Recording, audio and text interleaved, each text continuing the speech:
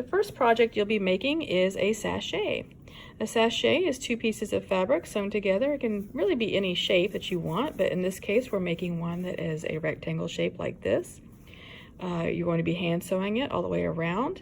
At one of the points you're going to be stuffing it with some lavender and rice mixture, attaching a bow and a hanger to hang this with, or you can even tuck it in a drawer to make some of your clothes smell good. You can hang it anywhere you want some fragrance.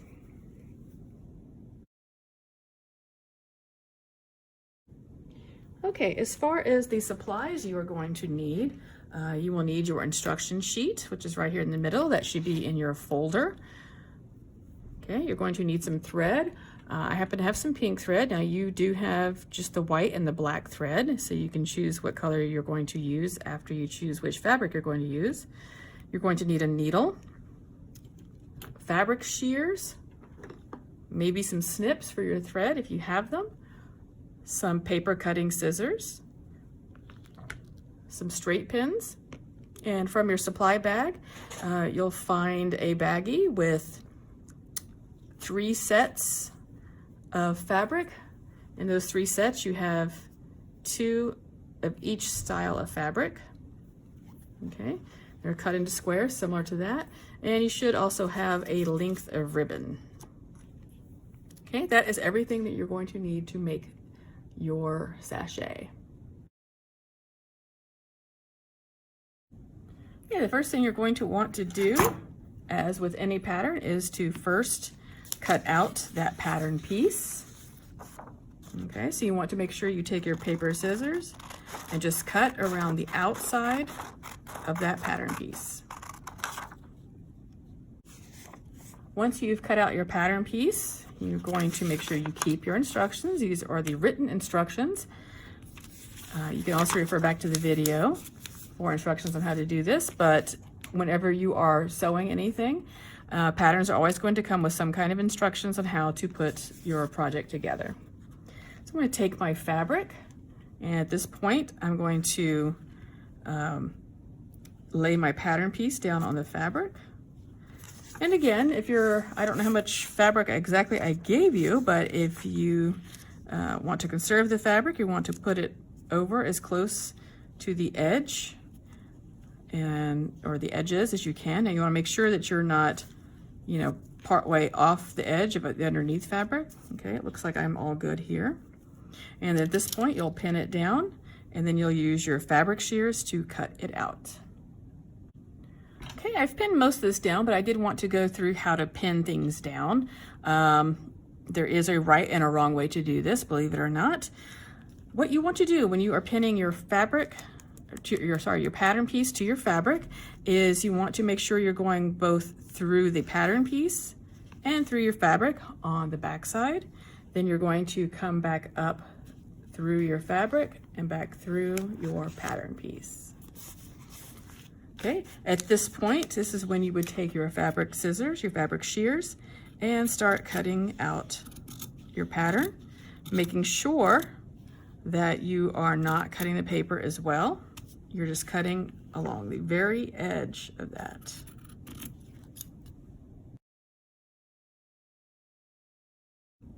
Okay, now that I've got my fabric cut out, I want to save my pattern piece just in case. You do have 2 other fabrics there. You can make 2 more sachets if you wanted to.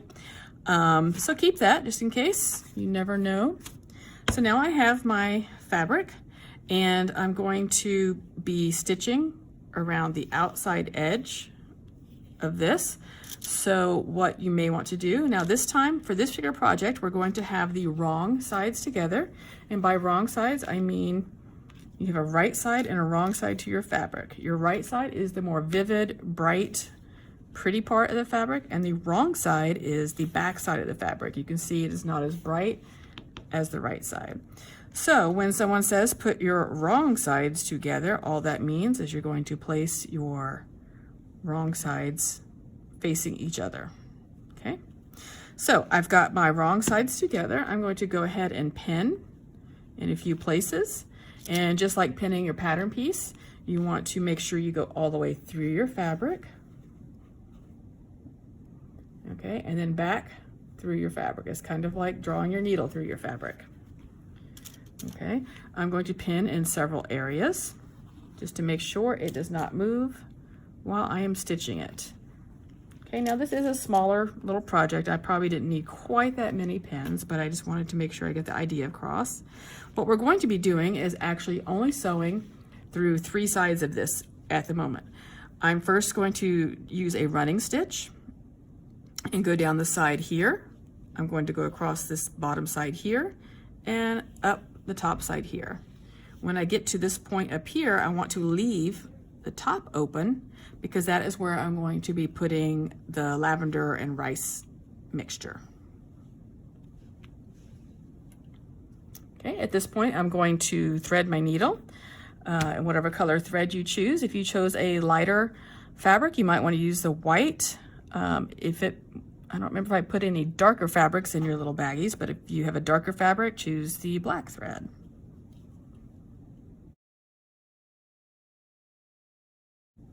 Now that you have everything cut out and pinned, you're ready to sew. We are going to start I'm going to start at the right-hand side at the top. Remember, again, you want to leave this top part open. What I'm going to do to hide my knot is I'm actually going to open this up a little bit and put my needle kind of on the inside of that fabric, like that. Trying to get it in the camera shot. Okay, so you see it's not going to be showing on the outside, it is on the inside. Okay, from here, I'm going to start sewing my running stitch. Okay, again, you want to make sure that you're using your small, about 1/8 of an inch stitch. Okay, you want to keep your stitches somewhat close together because you don't want the potpourri to escape. So you can see, of course, I'm using thread that matches at this point. You can see that I'm somewhat close to my last stitch. Okay, part of the reason why I use the sachet as your first project is if you don't get your stitches close enough, or they're too far apart, or the stitches are too big, your potpourri will fall out. So that's one way I check to make sure that you've done everything correctly. Okay, so you're gonna keep that in mind as you sew. I'm going to keep going around. Okay, at some point, if a pin gets in your way, you can certainly take that pin out like I just did. At some point, you may have to knot your thread off. When I get to that point, if I get to that point, I'm going to show you how to do that halfway through your project. So for the moment, you're just going to keep going with your running stitch all the way down one long side, across one short side, and up the other long side. Okay, now that I am on the blue solid fabric, you can see my stitches a little better. You can notice how close they are together. Also, you'll notice how far away I am from the edge. I'm about 1/4 of an inch or 1/4 of an inch away from the edge. You don't want to go too far in. You want to make sure that your stitches are as consistent as possible as far as that distance. You can see I do have a few, and that one's kind of coming in, but then I corrected myself. Okay, so again, you're just going to keep going down, across, and up. Okay, you can see I've come down to the bottom of my project here. I'm now ready to go start sewing across the bottom. When you get to that point, you're simply just going to turn. Okay, so I just put the needle to the left of that stitch, and there I am, just turning.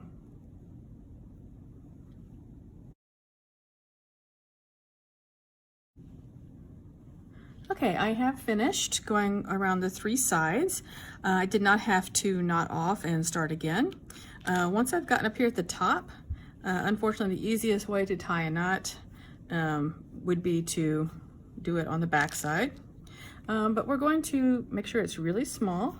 So again, to knot off, just like in the practice, you're going to take a tiny little stitch,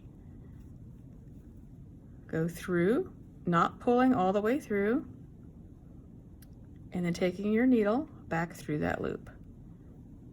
And don't forget, we do that twice. Okay, to make sure it is completely knotted. It's not going to unravel on us. Cut real close to that. Okay, that's really close. You don't want to cut too close because you might risk cutting off your knot. Okay, so at this point, we are ready to fill up our bag with the potpourri, and you're also going to need your ribbon at this point as well. Okay, at this point you have your little bag all sewn up on the 3 sides. You've left the top open to put your lavender and your rice mixture. So at this point, go ahead and fill up your bag. It should not fill all the way. It should probably be like a halfway mark. Okay, now that you have your sachet bag filled with your lavender and your rice, you're going to kind of set it down, make sure it's closed, that all your rice and lavender's, you know, close to the bottom. You don't want to spill out. You should have a piece of ribbon that is, I don't know, probably about 5 or 6 inches long. You might have some that's a little bigger. I don't think I included enough to actually make a little bow.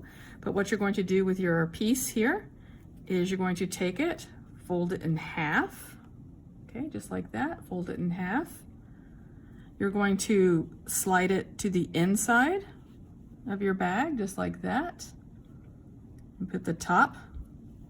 Okay, so again, you're just going to fold it in half. Slide your ribbon to the inside of the bag. Okay, at this point, you're going to want to use some pins to pin that down. I'm holding it for now. Okay, when you pin it, you want to make sure that you're pinning through the ribbon so it stays there. Okay, you might want to put another pin somewhere else to keep that shut while you sew it. So now what you're going to do is rethread your needle with your thread, which I have already done. Okay, I'm going to start just like I did the last time. I'm going to go ahead and start with my needle inside. Okay, so inside the bag, just to hide that knot. Okay, I try to hide as many knots as I can. Okay, so this time you're going to go straight across to here, and you should end up with your needle going towards the back side, and then you're going to knot off. Okay, so you're just sewing the running stitch across the top to close this up. Now you saw how small some of those pieces are, so make sure your stitching is consistent. Make sure you're using the same distance away from the edge of the fabric as you did on the rest of the sachet. Okay, and you're just going to go all the way across just like you did the rest of the bag. Okay, I have stitched all the way across. You'll notice that I did make sure my stitches went through where the ribbon is. Okay, that ribbon again is tucked into the inside. You want to make sure that it did actually get some stitches, otherwise it's not going to do you any good there. Went all the way across. My needle is now on the back where I did that one little knot. So I'm going to do another little knot just to get this closed up and finished. Okay, so you're just going to knot it like you did your practice running stitches. Okay, cut off your thread, and now that is done. And if you do have any extra fabric, extra ribbon, or you have some ribbon lying around the house, I mean, you never know, you can certainly make a bow. And I usually just tie a bow like I'm tying a shoe. Okay, it's always nice to kind of give it a diagonal edge, and then you would just stitch that down right there. Okay, basically how you stitch that down is you just do a couple of little running stitches called tacks, and that's pretty much all there is to it. Okay, so once you get this finished, you do need to take a photograph of it and insert it in the slideshow for this particular project.